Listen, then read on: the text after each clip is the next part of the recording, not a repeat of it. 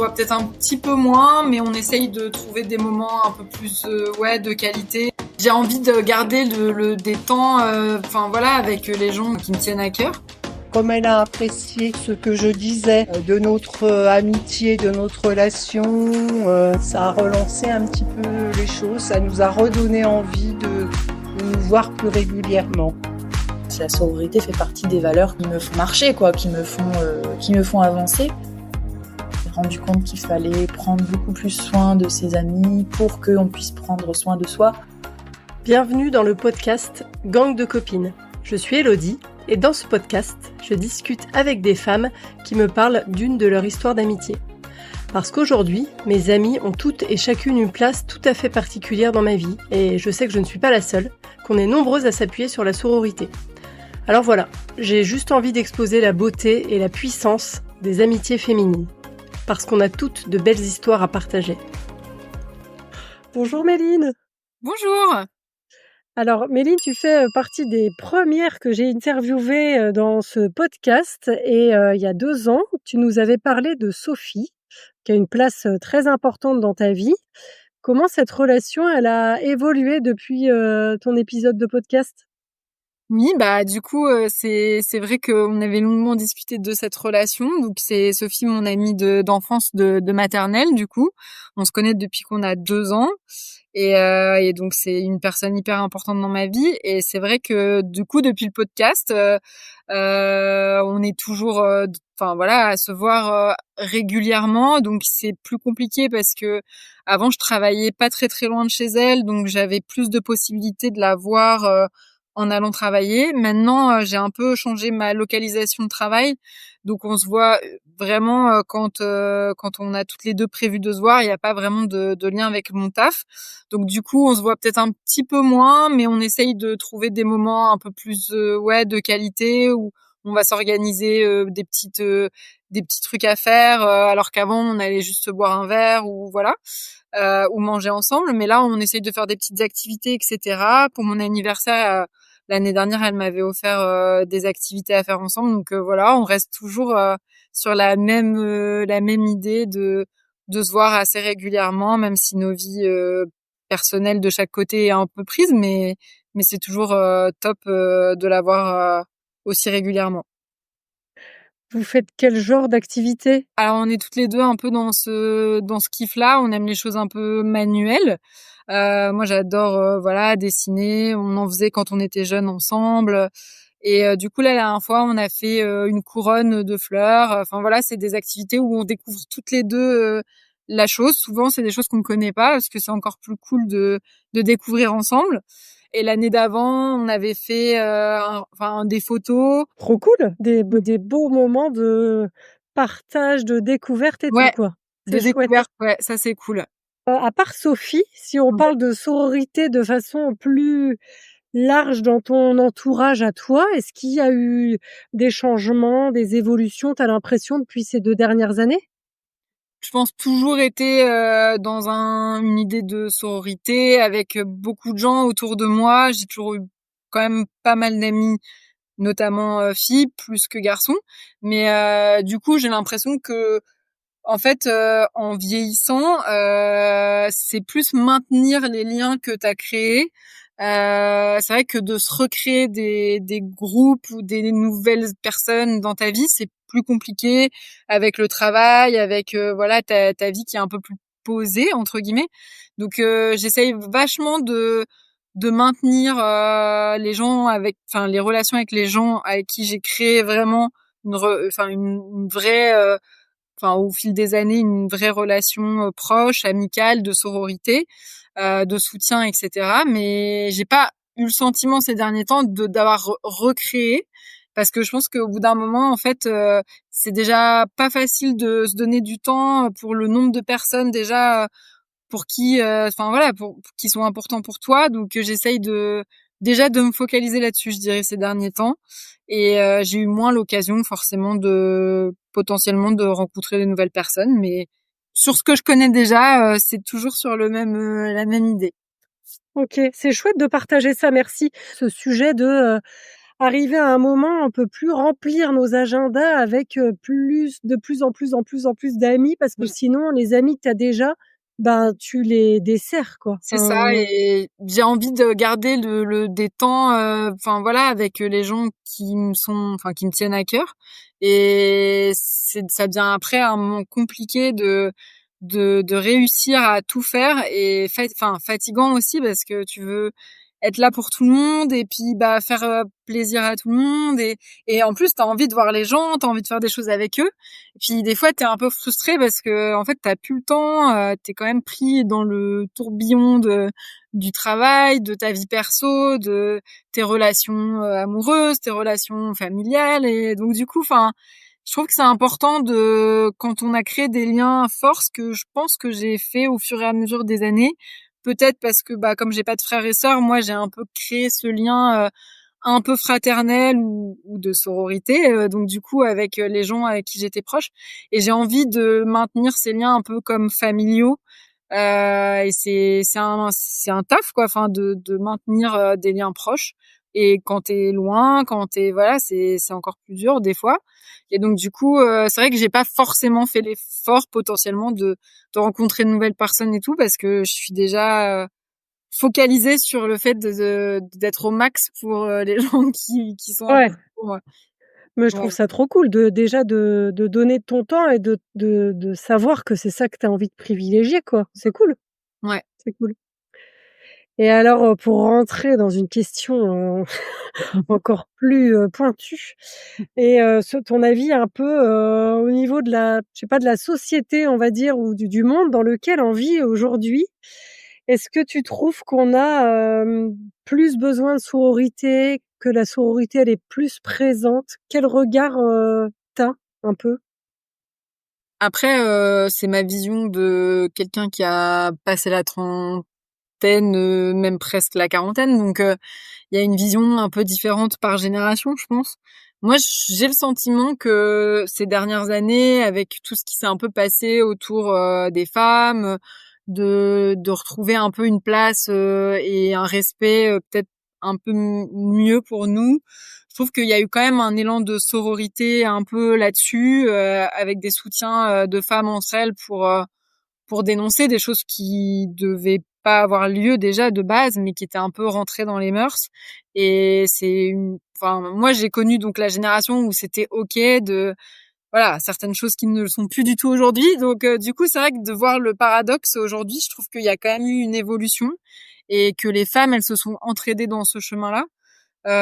Après, il y a encore des choses à faire, forcément.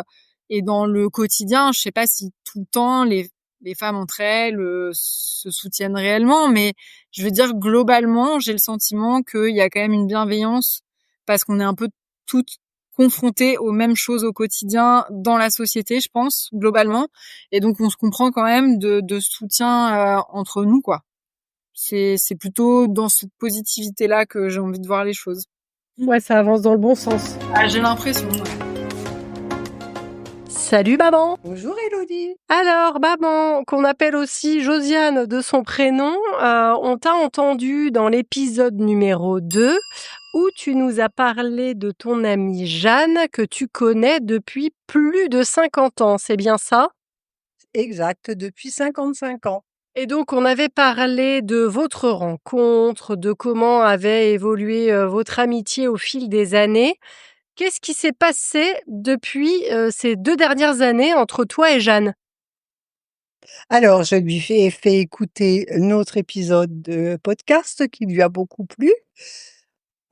C'était pendant un week-end de vacances qu'elle a passé, avec moi et où nous avons fait du tourisme sur les lieux un peu de son enfance. Elle était contente parce que je l'ai remmenée à des endroits où ses parents l'emmenaient quand elle était enfant. Et qu'est-ce que vous avez fait ensemble pendant ce week-end? Les restos, les points, les points chauds de la Dordogne, les points chauds, enfin les points touristiques et une promenade en gabar sur la Dordogne. Enfin, on a joué les touristes. Donc ça, c'était, peu de temps après, la sortie de l'épisode? Exactement. Et après vous vous êtes revus? Oui, elle est venue chez moi et elle est revenue d'ailleurs le week-end dernier. Et Et on a pour projet que j'aille la voir dans sa résidence secondaire en Corrèze cet été.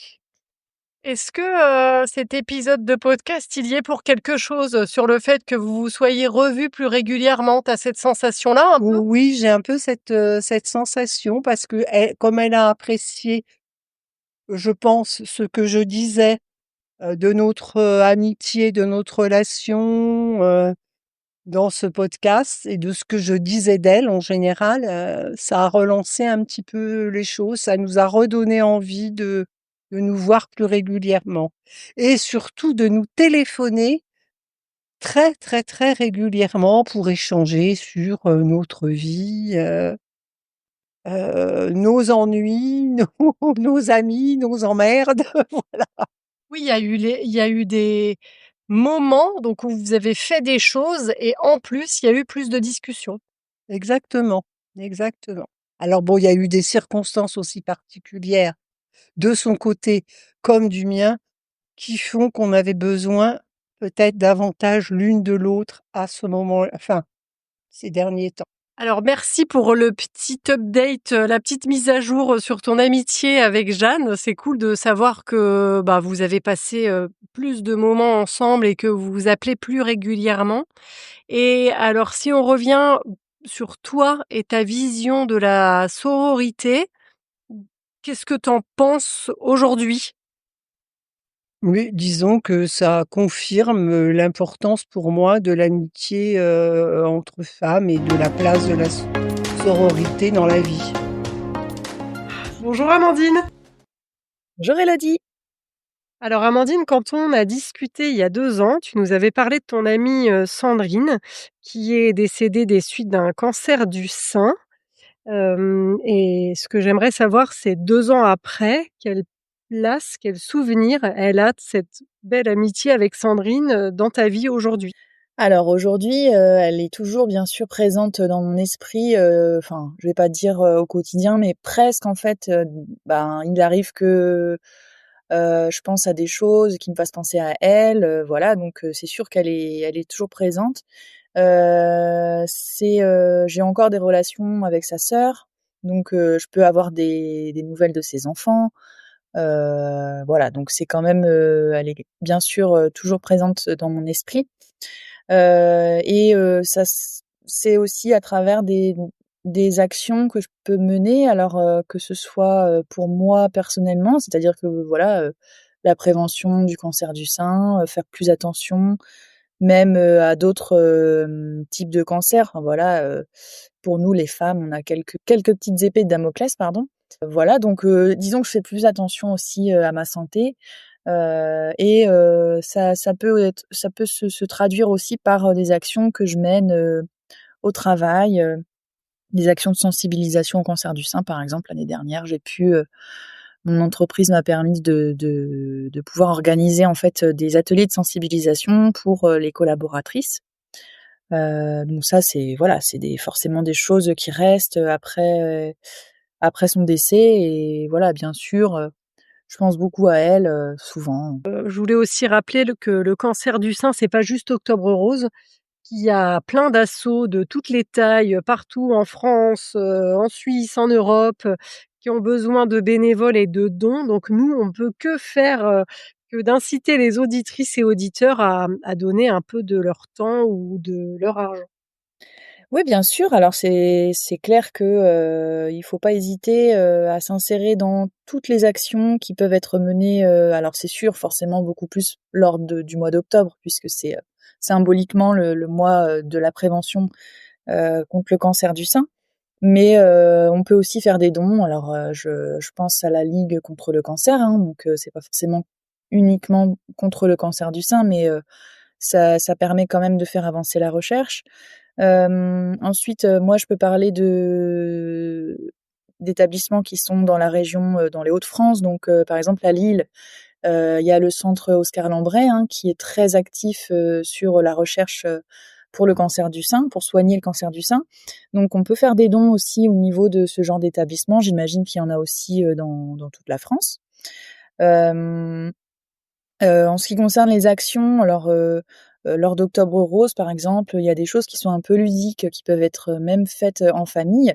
Par exemple, la course du challenge du ruban rose qui a lieu à Lille notamment, mais elle a lieu dans d'autres grandes villes, je pense à Bordeaux, il me semble, je crois qu'il doit y en avoir aussi à Paris ou à Nantes, à vérifier sur le site du challenge du ruban rose. Mais en tout cas, à Lille, il y a une immense course qui réunit, plus de 8 000 personnes. Donc cette année, je crois qu'ils ciblent, leur objectif, c'est de réunir 10 000 personnes pour cette course. Donc il va y avoir 10 000 personnes qui pourront marcher ou courir autour de la citadelle de Lille. Donc si on a des Lilloises et des Lillois dans les auditeurs, je pense qu'ils doivent connaître.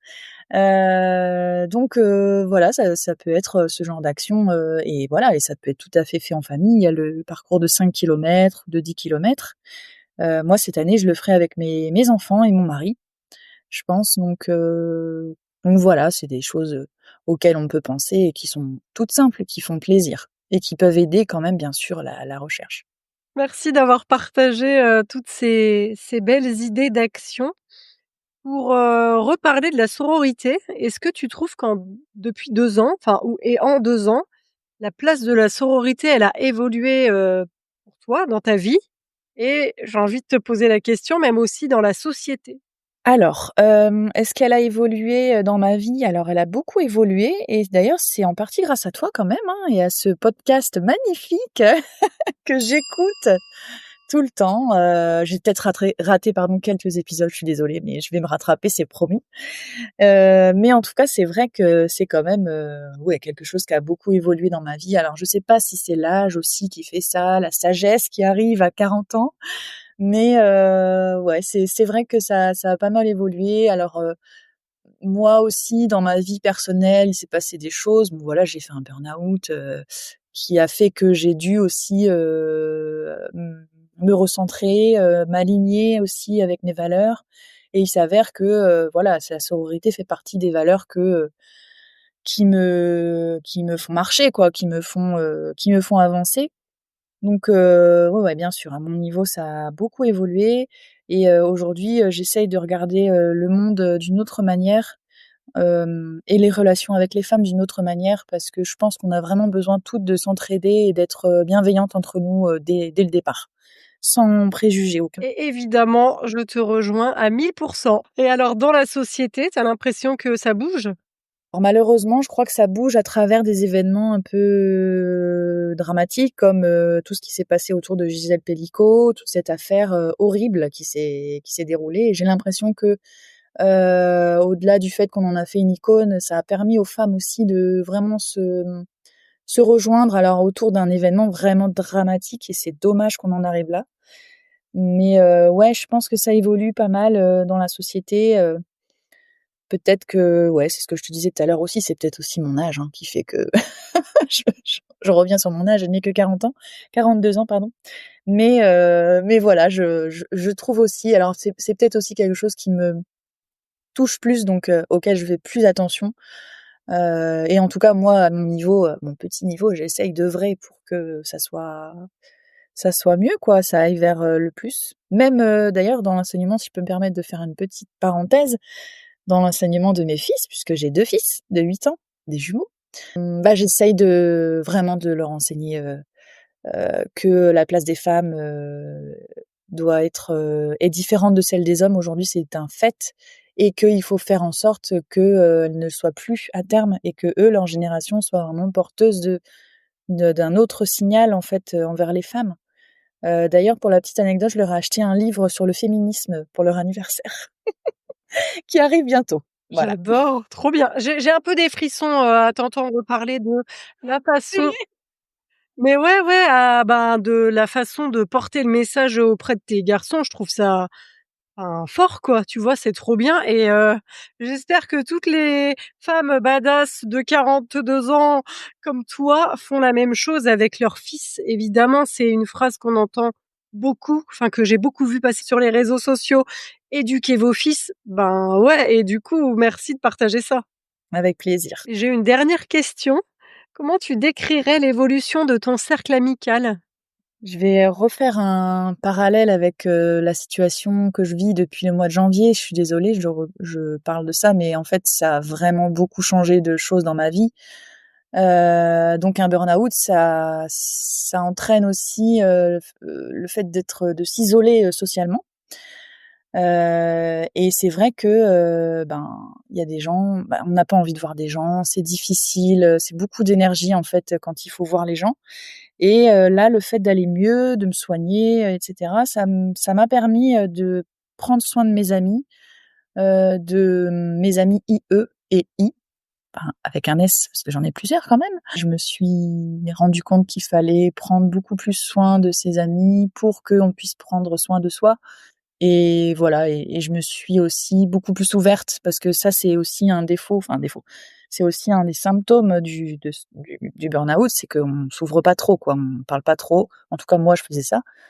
Merci beaucoup d'avoir partagé ça et c'est ton actualité, du coup, c'est normal que tu parles de ça. Il y a aucun problème, ne sois pas désolée. Au contraire, merci beaucoup, d'en parler. Je pense que t'es pas la seule, qu'il y a certainement des auditrices, auditeurs qui sont passés par là, donc merci, d'en discuter.